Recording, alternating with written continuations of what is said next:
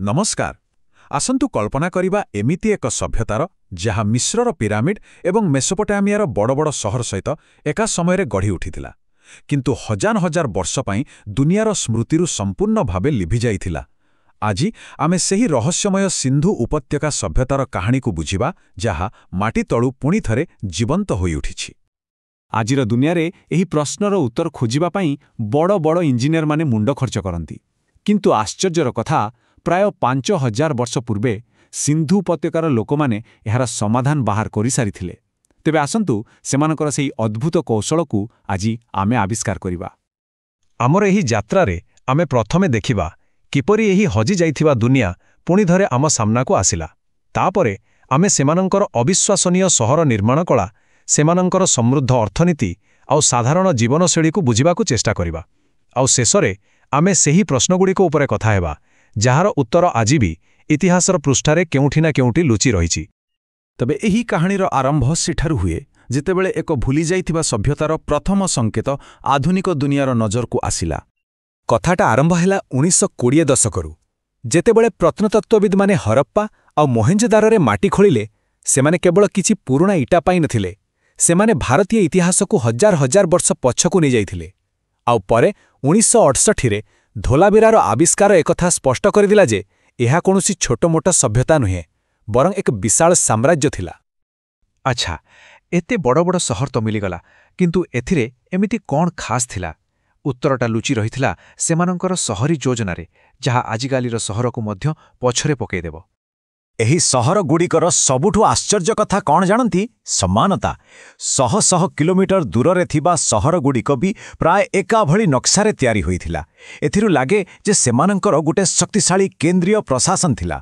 ପଶ୍ଚିମରେ ଉଚ୍ଚ ଦୁର୍ଗ, ପୂର୍ବରେ ସାଧାରଣ ଲୋକଙ୍କ ସହର, ଚଉଳା ରାସ୍ତା ଯାହା ପରସ୍ପରକୁ ସମକୋଣରେ କାଟୁଥିଲା, ଆଉ ସେମାନଙ୍କର ଜଳ ନିଷ୍କାସନ ବ୍ୟବସ୍ଥା, ତାହା ତ ଆଜି ବି ଆମ ପାଇଁ ଏକ ଶିକ୍ଷା। କିନ୍ତୁ ଗୋଟେ ମଜା କଥା ହେଉଛି, ଏହି ସମାନତା ଭିତରେ ବି ସ୍ଥାନୀୟ ବିବିଧତା ଥିଲା।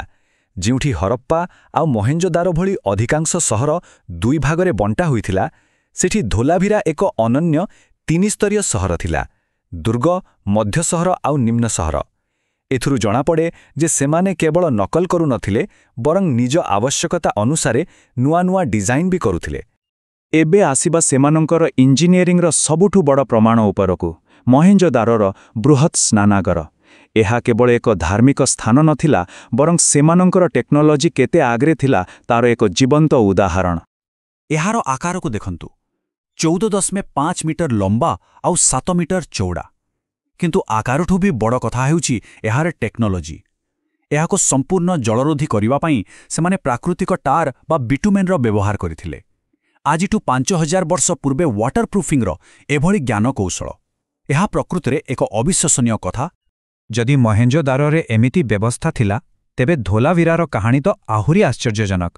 ଏକ ଶୁଷ୍କ ଅଞ୍ଚଳରେ ତିଷ୍ଠି ରହିବା ପାଇଁ ସେମାନେ ଋତୁକାଳୀନ ନଦୀର ପାଣିକୁ ଡ୍ୟାମ୍ ଏବଂ ବିଶାଳ ପଥରକଟା ଜଳାଶୟରେ ସଂଗ୍ରହ କରି ରଖୁଥିଲେ। ଏହା ଥିଲା ଜଳ ସଂରକ୍ଷଣର ଚମତ୍କାର ବ୍ୟବସ୍ଥା। ହେଲେ ଏତେ ବଡ଼ ବଡ଼ ସହର ତିଆରି କରିବାକୁ, ଏତେ ଉନ୍ନତ ବ୍ୟବସ୍ଥା ଚଳାଇବାକୁ ଶକ୍ତି ଆସୁଥିଲା କେଉଁଠୁ? ମାନେ ସେମାନଙ୍କର ଅର୍ଥନୀତି କେମିତି ଚାଲିଥିଲା? ଆସନ୍ତୁ ସେମାନଙ୍କର ବାଣିଜ୍ୟ ଆଉ ଶିଳ୍ପ ଉପରେ ଟିକେ ନଜର ପକାଇବା। ଏହି ସଂଖ୍ୟାଟିକୁ ଦେଖନ୍ତୁ, 12। ହରପ୍ପାରେ ଏକାଠି 12ଟା ବିଶାଳ ଶସ୍ୟାଗାର ମିଳିଥିଲା। ଏହା ସିଧା ସିଧା ସୂଚାଏ ଯେ ସେମାନଙ୍କର କୃଷି ଉତ୍ପାଦନ ନିଜ ଆବଶ୍ୟକତାଠାରୁ ବହୁତ ଅଧିକ ଥିଲା, ଆଉ ଏହି ବଳକା ଶସ୍ୟ ହିଁ ସେମାନଙ୍କର ବାଣିଜ୍ୟର ମୂଳଦୁଆ ସାଜିଥିଲା। ଆଉ ଏହି ବାଣିଜ୍ୟ ଖାଲି ପାଖଆଖରେ ସୀମିତ ନଥିଲା।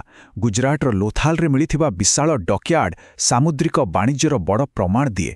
କିନ୍ତୁ ସବୁଠୁ ବଡ଼ କଥା ହେଉଛି ହରପ୍ପାର ମୋହର ବା ସିଲ୍ ଆଜିର ଇରାକ ଅର୍ଥାତ୍ ପ୍ରାଚୀନ ମେସୋପୋଟାମିଆରୁ ମିଳିଛି। ଭାବନ୍ତୁ ତ, ଏହା ଏକ ବିଶାଳ ଅନ୍ତର୍ଜାତୀୟ ବାଣିଜ୍ୟ ନେଟୱାର୍କର କେତେ ସ୍ପଷ୍ଟ ସଂକେତ। ଲୋଥାଲର ଡକ୍ୟାର୍ଡ, ଏଟା ଖାଲି ଗୋଟେ ପୋଖରୀ ନଥିଲା। ଭାବନ୍ତୁ, ଏହା ଥିଲା ସେହି ସମୟର ଏକ ଆନ୍ତର୍ଜାତିକ ବନ୍ଦର।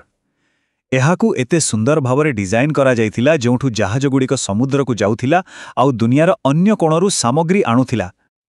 ଆଚ୍ଛା, ଏତେ ସବୁ ତ ହେଲା ସହର ଆଉ ବେପାର ବାଣିଜ୍ୟ କଥା, କିନ୍ତୁ ଏସବୁ ଭିତରେ ରହୁଥିବା ଲୋକମାନେ କେମିତି ଥିଲେ? ସେମାନେ କ'ଣ ବିଶ୍ୱାସ କରୁଥିଲେ? ଚାଲନ୍ତୁ ଏବେ ସେମାନଙ୍କର ଦୈନନ୍ଦିନ ଜୀବନର କିଛି ଝଲକ ଦେଖିବା।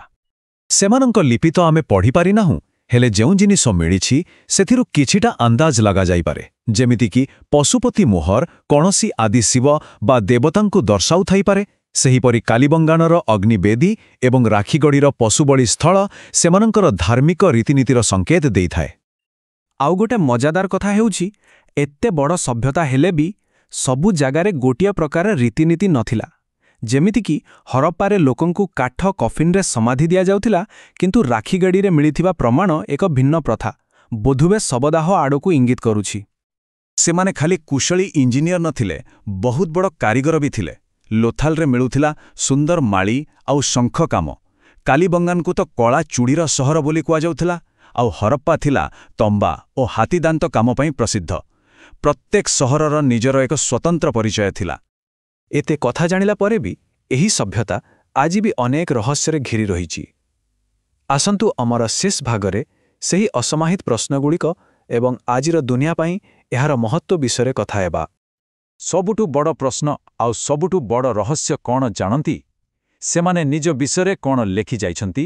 ସେମାନଙ୍କର ଏକ ଲିପି ଥିଲା, କିନ୍ତୁ ଦୁର୍ଭାଗ୍ୟର କଥା ଆଜି ପର୍ଯ୍ୟନ୍ତ ଏହାକୁ କେହି ପଢ଼ିପାରି ନାହାନ୍ତି। ଭାବନ୍ତୁ ତ, ହଜାରେ ହଜାର ମୋହର, ମାଟିପାତ୍ର ଏବଂ ଧୋଲାଭିରାରେ ମିଳିଥିବା ଏକ ବଡ଼ ସାଇନବୋର୍ଡ ଉପରେ ଏହି ଲିପି ଲେଖାଅଛି। କିନ୍ତୁ ସେହି ଛୋଟ ଛୋଟ ଚିହ୍ନ ଭିତରେ କେଉଁ କାହାଣୀ, କେଉଁ ରାଜାର ନାଁ, କେଉଁ ଭଗବାନଙ୍କ କଥା ଲୁଚି ରହିଛି ତାହା ଆମେ ଜାଣୁନୁ। ଯଦି ଦିନେ ଏହାକୁ ପଢ଼ାଯାଇପାରିବ, ତେବେ ଏହି ସଭ୍ୟତାର ଅନେକ ଅକୁହା କାହାଣୀ ସାମ୍ନାକୁ ଆସିବ। ଆଉ ଆମେ ଯେଉଁ ସହର କଥା କହୁଛେ, ସେଗୁଡ଼ାକ କିଛି ଛୋଟମୋଟ ଗାଁ ନଥିଲା।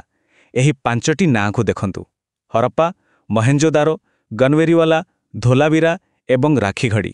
ଏଗୁଡ଼ିକ ଥିଲା ସେହି ସମୟର ପ୍ରକୃତ ମେଗାସିଟି। ଆଉ ଜାଣନ୍ତି, ଏହି ପ୍ରାଚୀନ ଇତିହାସ ଆଜି ବି ଜୀବନ୍ତ। 2021 ମସିହାରେ ଧୋଲାଭିରାକୁ ୟୁନେସ୍କୋ ବିଶ୍ୱ ଐତିହ୍ୟ ସ୍ଥଳୀର ମାନ୍ୟତା ମିଳିଛି। ଏହା ହିଁ ଏହାର ବିଶ୍ୱସ୍ତରୀୟ ଗୁରୁତ୍ୱର ପ୍ରମାଣ। ତେବେ ଶେଷରେ ପ୍ରଶ୍ନ ସେଇଠି ରହିଯାଉଛି, ମାଟି ତଳେ ଏବେ ବି ଆହୁରି କେତେ ରହସ୍ୟ ଲୁଚି ରହିଛି?